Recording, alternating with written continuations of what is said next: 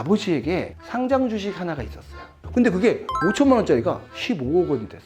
근데 그걸 신고 안 하다 보니까 그에 따른 가산세만 5천만 원이 나왔다. 안 내도 되는 세금이었죠. 그래서 이걸 어떻게 준비해야 되는지 돈 한 푼도 안 들이고 영원으로 혼자서 줘야 하는 방법을 시원하게 알려드리겠습니다. 이 영상 보시면 오늘 기본으로 3천만 원 아끼는 겁니다. 절세는 염지훈. 한 의뢰인으로부터 전화가 왔어요. 이분이 아버님이 약 1년 전쯤에 돌아가셨는데 갑자기 세무서에서 1억 3천만 원짜리 고지서가 날라왔대요. 그래서 제가 이게 뭐예요? 상속세 신고 안 하셨어요? 이렇게 물어봤더니 상속세 신고를 안 하셨어요. 근데 왜 안 하셨어요? 자료가 몰라서. 즉 얼마나 재산이 있는지 몰랐고 얼마 안 되실 줄 알고 이 정도면 세금 안 나오겠지라고 안 했는데 자그마치 가산세만 3천만 원이 나온 거죠. 그래서 참 안타까웠고 제가 그래서 가산세가 정말 아깝다. 원래 내야 될 1억은 어쩔 수 없지만 그렇게 해서 어쩔 수 없이 제가 내게끔 해드렸고, 근데 우리 구독자분들 제가 한번 여쭤볼게요. 문PD, 부모님 재산 얼마인지 혹시 알아요? 모르겠는데요. 모르죠. 우리 채쌤, 부모님 보험, 주식, 차용 이런 거 있는지 알아요? 모르죠. 대답 못 하신 분들은 아까 그 의뢰인분처럼 가산세가 나오는 겁니다. 정말 안타까워요. 그래서 이걸 어떻게 준비해야 되는지 돈 한 푼도 안 들이고 영원으로 혼자서 줘야 하는 방법을 시원하게 알려드리겠습니다. 이 영상 보시면 오늘 기본으로 3천만 원 아끼는 겁니다. 안녕하세요. 국세청에서 22년 근무한 해결사 세무사 염지훈입니다. 오늘 또 정말 좋은 정보 알려드릴 테니까 좋아요, 구독 눌러주시고 주변에 좋은 분들께 공유해주세요. 여러분, 저는 사실 제 재산도 얼마인지 몰라요. 예금이 또 워낙 계좌가 여러 개 있고 그리고 안 쓰는 계좌도 많고 하니까 돈이 많아서가 아니라 소소한 금액들이 묻혀 있는 게 많죠. 국내 은행 등의 휴면 계좌에 방치된 돈이 무려 얼마? 놀라지 마세요. 17조 9천억 원이래요. 2023년 기준. 우리도요, 통장에 묵힌 돈이 이렇게 많아요. 근데 부모님 없을까요? 부모님도 있으시겠죠. 자, 부모님 재산 얼마 있는지 정확하게 아는 사람. 자, 문PD 알아요 꼭? 모르겠어요. 통장에 얼마 있으실 것 같고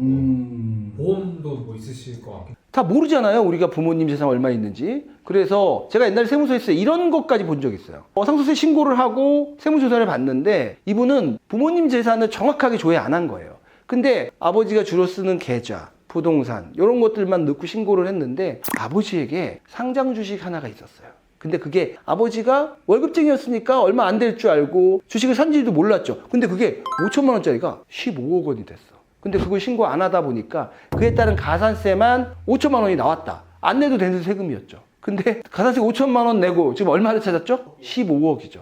좋은 것 같은데. 좋은 건데 이거는 회피한데 어떤 경우에는 돈을 실제로 받지도 못하는 아버지의 채권 이런 것들은 돈은 받지도 못하면서 세금만 더 내는 이런 불행한 경우도 곳곳에 있습니다. 자, 우리가 부동산도 누락될 수 있어요. 저는 아버님 부동산을 다 알고 있다고 생각하죠. 자, 부모님이 돌아가시면 먼저 장례를 잘 치러야죠. 장례를 치르고 그 다음에 한 달 내에 사망신고를 합니다. 사망신고를 하면서 우리가 해야 될 거, 구청이나 주민센터에서 안심상속 원스톱 서비스를 신청할 수 있어요. 여러분들 들어보셨어요? 안심상속 원스톱 서비스? 네. 내용을 받아본다면 아까처럼 예금을 누락한다든가 주식을 누락한다든가 부동산을 누락할 가능성이 거의 없어지죠. 이 안심상속 원스톱 서비스를 신청하면 부동산, 예금, 주식, 보험, 대출, 자동차 등등등이 보유 내역이 조회가 되니까 얼마나 좋아요. 실수할 확률을 뚝 떨어뜨리는 거죠. 이건 얼마예요? 이거 아까 말씀드렸는데 빵원입니다. 빵원. 너무 좋죠. 이게 국가에서 세금을 걷어서 이런 서비스를 제공하고 있습니다. 그래서 저희가 영상 말미에 안심상속 원스톱 서비스를 신청하는 방법 알려드리겠습니다. 그 자료가 회신되면 누락된 자료가 없는지 또 확인해야 됩니다. 상속세 신고를 위해서 꼭 필요한 자료들을 저희가 정리해서 보여드렸는데 지금 화면에 보이실 거예요. 이렇게 보여드렸고 저희가 몇 가지만 한번 좀 부연 설명을 해볼게요. 상속재산 중에 가장 큰 비중을 차지하고 금액이 큰 거 바로 이 부동산이죠. 10년 이내에 양도한 부동산이 있는지도 체크해 봐야 돼요. 왜냐하면 아버지가 현재 가지고 있는 재산은 당연히 신고에 넣어야 되고요. 10년 이내에 큰 금액의 부동산이 매각이 됐다면 그 돈을 어디다 썼는지도 우리 세무조사 과정에서 반드시 물어볼 거거든요. 따라서 부동산의 현재의 부동산과 과거 10년 이내에 양도한 부동산이 있다면 그 양도대금, 그에 대한 소명 내용도 준비하셔야 됩니다. 자, 두 번째는요, 예금입니다. 두 번째로 많은 부분을 하는 게 바로 이 예금인데요. 예금은 상속 개시일, 바로 그 당일자로 조회한 잔액증명서를 필요로 하고요. 그다음에 주식은 그 종목별 보유 명세를 우리가 준비를 해야 돼요. 그것도 물론 증권회사가 요청하면 받을 수 있죠. 10년간의 입출금 거래 내역이 필요합니다. 2년 내에 추정상속재산에 걸리는 그 2년 내뿐만이 아니라 2년부터 10년 그 기간을 출금액을 중심으로 세무서에서 엄격하게 분석하니까 우리가 미리 혹시 사전증여가 있는지 검토할 필요가 있습니다. 그리고 중요한 게 이 사전증여죠. 사전증여는 결정내역 조회, 우리가 수중인 기준으로 상속인 기준으로 사전증여 한 거를 조회할 수 있다. 뭘 기준으로? 세무서에 신고되거나 세무서에서 결정한 거 기준으로 조회할 수 있다. 근데요, 우리가 모두 다 신고하진 않잖아요. 신고 안 한 건 어디서 나온다? 이 예금, 10년간의 예금 거래를 세무서에서 조사하면서 이후에 우리가 신고하지 않았지만 상속세 조사를 하면서 또한 이 사전증여가 나올 수 있다. 그리고 이 보험금이죠. 이 보험금은 제가 지난주에 말씀드렸던 것처럼 보험 증권과 그 납입 내역 그리고 그 지급 내역을 우리가 확인을 해서 얼마를 상속재산에 넣을 건지 보고 준비를 해야 됩니다. 부동산 팔면은 증빙을 해야 된다고 하셨잖아요. 소액 부동산도 다 증빙해야 돼요? 10년 이내에 우리가 입출금 거래 내역을 다 본단 말이에요. 그건 입금이죠. 그 부동산 매매 대금이 예를 들면 1억이 아버지 계좌에 들어왔어요. 근데 10년 이내에 그 돈이 출금이 됐어요. 즉 출금 기준으로. 근데 그게 매각된 금액이 그대로 들어와서 아버지의 통장에 계속 있다면 소명할 필요가 없겠죠. 그거를 양도세를 낼 거고 빚을 갚고 이렇게 큰 돈이 나갔다면 그거 혹시 사전증여가 아닌지 세무서에서는 조사를 좀 세게 합니다. 자, 이렇게 안심상속 원스톱 서비스 또는 내가 찾은 자료를 가지고 그 자료를 다 모았어요. 그러면 이렇게 자료가 오면 중요한 쟁점사항 및 고려사항이 몇 개 있죠. 제가 지금 하단에 박스로 노출되는데, 자, 이 중에 1번. 상속인들 간에 재산 분할을 어떻게 할 것인가. 이거는 우리가 각자 원만하게 나눠 갖는 것도 중요하지만 상속세 계산에 있어서도 중요한 요소예요. 첫 번째로 이 배우자 공제를 얼마까지 받을 수 있느냐를 할 때 배우자가 재산 분할을 얼마를 받을 거냐. 그게 하나의 핵심 사항이 될 수 있고요. 두 번째는 동거주택 상속공제의 대상이 되는 그 사람이 주택을 6억까지는 공제받을 수 있죠. 그런 사람이 있다면 그 주택은 그 동거주택 상속공제를 받을 수 있는 사람한테 줘야 전체적인 세금을 아낄 수 있다. 또 제가 옛날에 영상에 찍었는데 무주택자가 주택을 상속받으면 그 무주택자가 주된 상속인이 된다면 취득세 약 2%를 아낄 수 있으니 재산을 분할할 때는 이러한 여러 가지를 고려하고 나서 재산 분할을 결정해야 될 겁니다. 자, 두 번째는 부동산 평가입니다. 우리가 상속재산 중에 가장 큰 금액을 차지하고 어떤 분들은 부동산만 있는 분들도 있어요.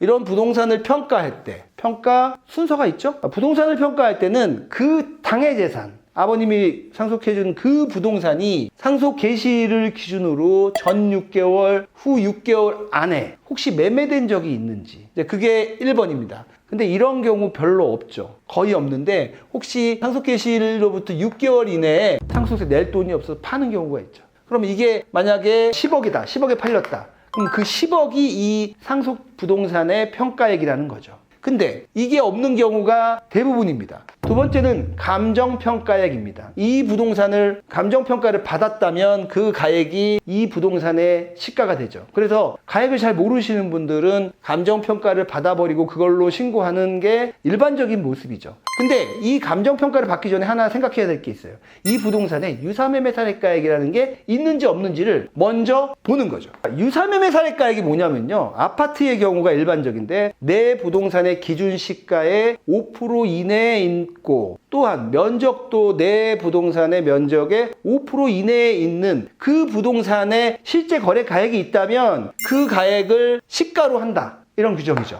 근데 감정평가를 받아버리면 감정평가가 우선하죠. 이게 없으면 유사매매 사례가액이에요. 그래서 실무에서는 어떻게 하냐. 먼저 감정평가를 받기 전에 유사매매 사례가액이 있는지 조회를 하죠. 있는지 조회를 했는데 이게 너무 높아. 이때 좀 돌발적으로 높은 가격이었어. 그러면 감정평가를 통해서 조금 낮출 수 있죠. 그리고 얘도 없고 얘도 없으면 뭐죠? 기준시가로 신고할 수 있죠. 아파트의 경우에는 요즘 많이 기준시가가 올라왔지만 실제 거래가액의 약 70% 수준에서 기준시가가 형성이 된다. 이 4개 중에 가장 낮을 수 있는 그 가격 뭘까요? 기준시가요. 기준시가죠. 근데 아무나 기준시가를 쓸 수 없다. 뭐 한 1000세대, 500세대만 넘어도 이 유사매매 사례가액이 있을 수 있기 때문에 실무적으로는 1번, 3번 체크하고 이게 너무 높으면 감정평가를 받는다. 이것도 없으면 기준시가로 신고할 수도 있다. 그러나 이 유사매매 사례가액이 좀 이따 우리 최승혁 세무사님께서 보여주시겠지만 조회를 했을 때 실제 거래가액이 조회되는 데는 약 한 2개월 정도 느려요. 그렇기 때문에 이 유사매매 사례가액이 있는지 없는지는 전문가와 반드시 상의를 해서 철저하게 보고 판단하셔야 될 겁니다.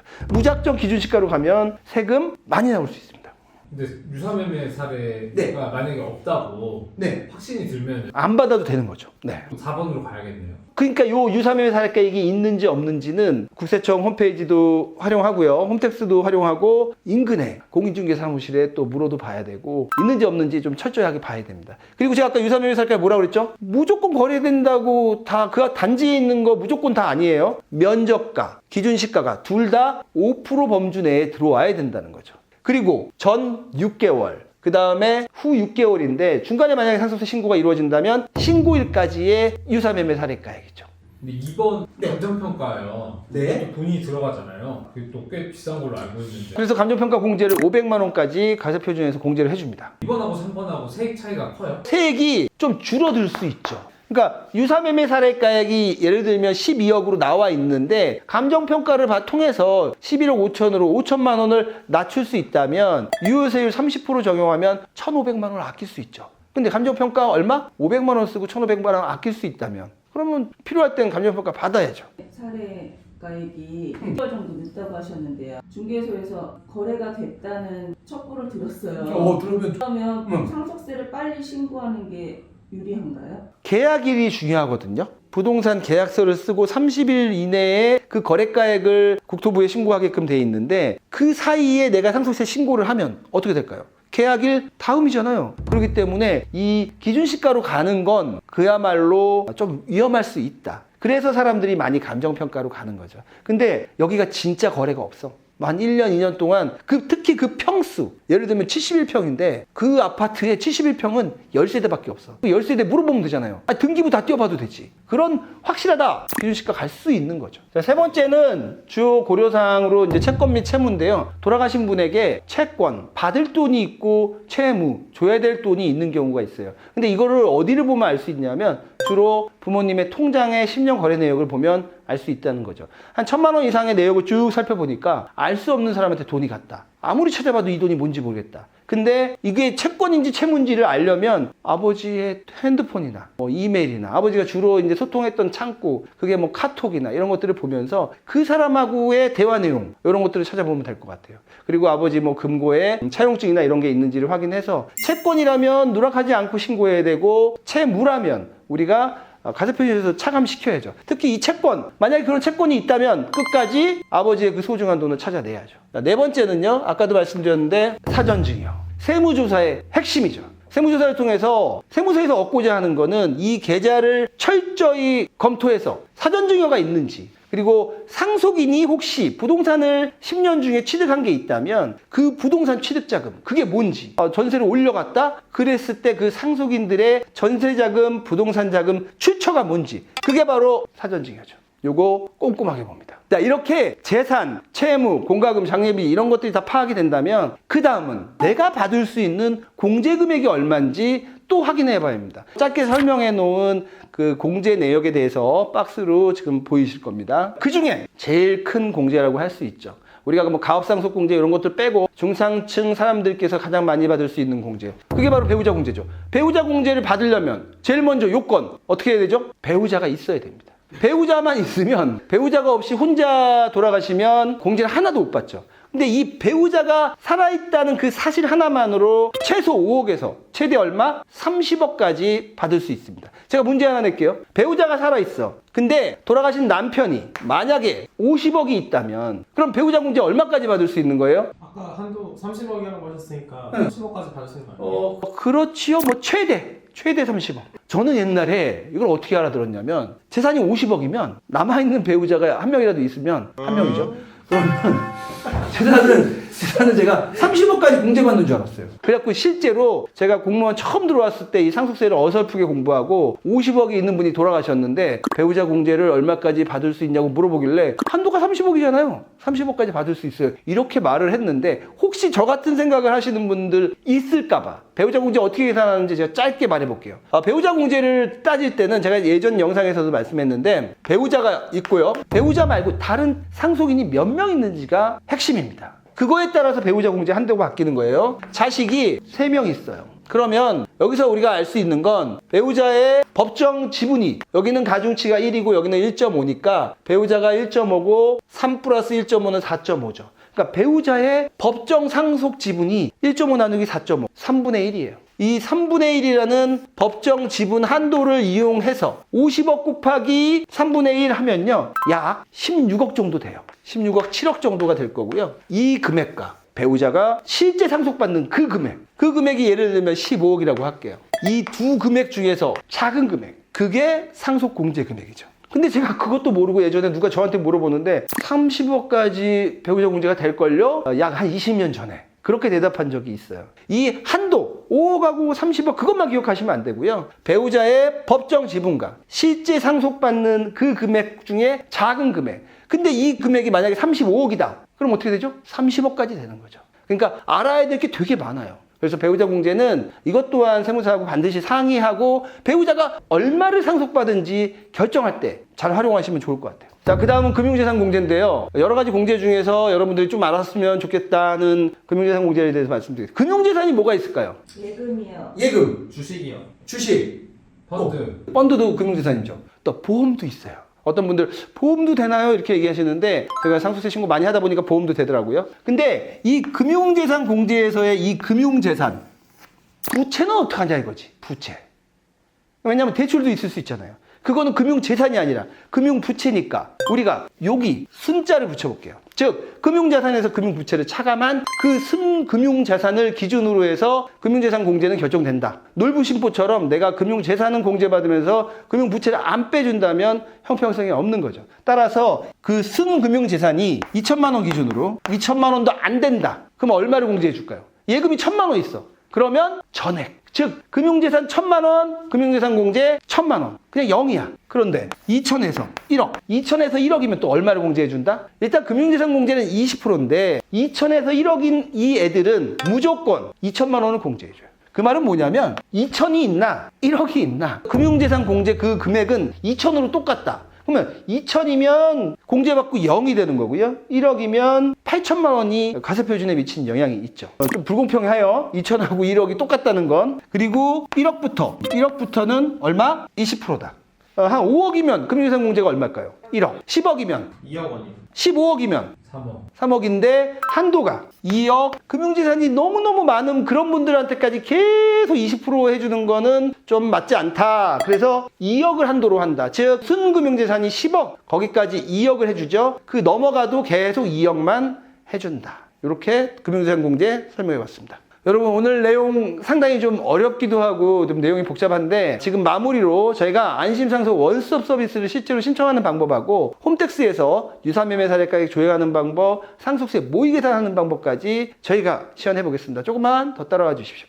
이번 시간에는 안심상속 원스톱 서비스 신청하는 거 온라인으로 한번 직접 해보는 과정을 보여드릴 건데요. 우리 정부24 많이 이용하시죠? 정부24 들어가셔가지고 온라인으로 신청을 할 수가 있어요. 일반적으로는 사망 신고를 하시면서 주민센터나 구청에서 신고를 하시는데 그걸 놓치셨다면 온라인으로도 하실 수 있으니까 한번 보여드릴게요. 정부24에 공인인증서나 카카오톡 인증 같은 걸로 로그인 하시고요. 밑에 보시면 원스톱 서비스에서 안심상속이 있죠. 여기 들어가셔가지고 신청하기를 누르시면 신청이 됩니다. 물론 사망 신고는 하셨어야 돼요. 그래서 약관에 동의하시고 그다음에 신청인 정보, 이제 신청하시는 분의 정보를 기입을 하시면 됩니다.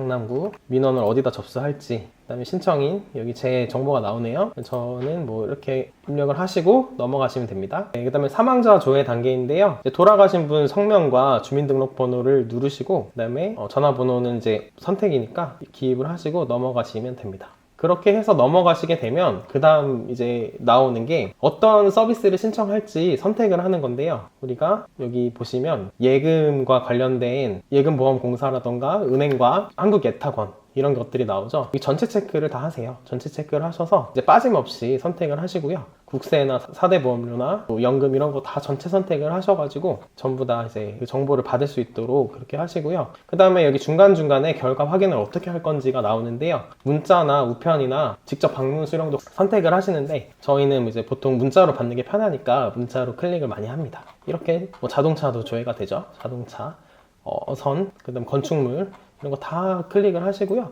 그 다음에 신청하기를 누르시면 신청이 됩니다. 이렇게 온라인이나 오프라인으로 이제 구청이나 주민센터에서 신청을 하시게 되면 재산조회 통합처리 신청 접수증이 나와요. 이 접수증을 받으시면 되고요. 이 접수번호와 접수일, 그 다음에 어디서 접수했는지 그리고 정보가 나오는데, 예금 같은 경우에는 20일 정도 걸리고요. 지방세나 토지 같은 경우에는 결과가 나오는데 7일 정도 걸립니다. 그래서 결과가 나올 때마다 문자로 이제 이렇게 가니까 그렇게 확인을 하시면 됩니다. 여기까지 안심상속 원스톱 서비스 신청하는 방법을 알아보았습니다. 이번에는 상속세 모의 계산을 한번 해볼 건데요. 저희 가정이 아마 이 화면으로 나갈 거예요. 상속 재산은 아파트 한 채 있고요. 예금 2억 있고요. 금융채무 1억 원, 그 다음에 공과금 장례비가 이렇게 화면에 따라서 있으니까 한번 어떻게 모의 계산을 하고 여러분들이 이제 의사결정을 할 때 활용하실 수 있는 좋은 방법을 한번 소개를 해드리려고 하는데요. 홈택스에서 세금 신고로 가셔서 상속세 신고, 여기 모의 계산이라고 있죠. 모의 계산 들어가셔가지고 상속세 자동 계산 있습니다.